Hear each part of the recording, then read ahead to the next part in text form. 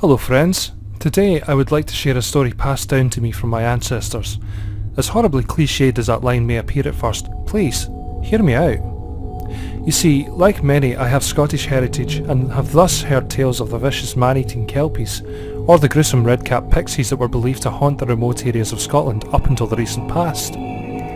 Yet, I was also raised on tales from a place further north than even Scotland, a remote area known as the Shetland Isles.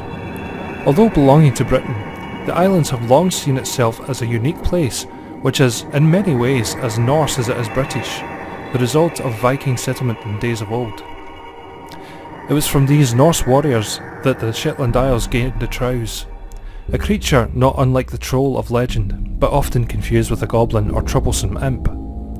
The story I was told as a child is by no means a traditional tale of the Trows, so those who are purists of folklore may wish to stop reading now, as what I am about to share is a family story rather than what the Shetland Isles believe as a whole. Now, when I was young, I was told about the Trows and how they would pick their victims often at random, like many bogeymen. They favoured disobedient children or drunken fools who strayed too far from the path, though they were also just as prone to going after members of the clergy, taunting them and testing their faith as they made frightening faces and jumped to and fro in the shadows. One of the most frightening traits I was told about the Trows was that if they ignored, they would not simply disappear. They would stalk their victim and grow progressively more violent until they would leap onto their victim's back and cling on, clawing and biting as they rode the victim across the wilderness, usually to some untimely demise at the edge of a cliff or stream. Often I would stay up at night as I envisioned these horrible goblins dancing in the wilds that surrounded the house me and my family lived in at the time. For those of you who are unfamiliar with the landscape of Shetland, it is a very flat place filled with moors and small hills which spread for miles.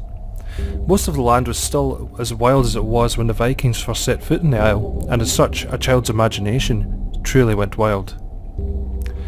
Recently, I heard an interesting theory on the Trows and other goblins of the wild, and they were somehow the ancient inhabitants of the Shetland Isles, driven into hiding and emerging at night to steal and raid.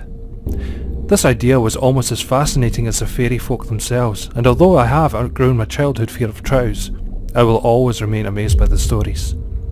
You see, although I personally do not believe in the Trows, there are still many in the Shetland Isles who do. Many of these people are of the older generation, but there are also children who grow up in fear of the Trows. Each family tells their own tale, thus each individual seems to envisage them differently. Yet the common desire to do harm to children, livestock, and those who stray too far from home was almost a universal trait to the Trow tales.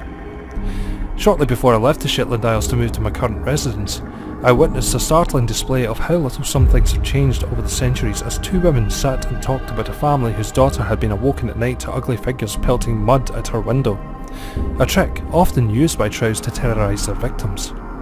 The father had went out to chase off what he thought were local children playing pranks, only to experience a rush of terror as he was suddenly chased by what he described as ugly little men with eyes like hot coals. The father ran into his home, and according to the women who called police, who arrived to find the family in a terrible state but no signs of the so-called monsters, though the police did say the daughter's window was covered in mud. To this day, I often wonder if there was any truth to that classic old wives' tale. A little shiver ran down my spine, reminding me that even in my adult years, the Trows can still bring back memories of that distant land.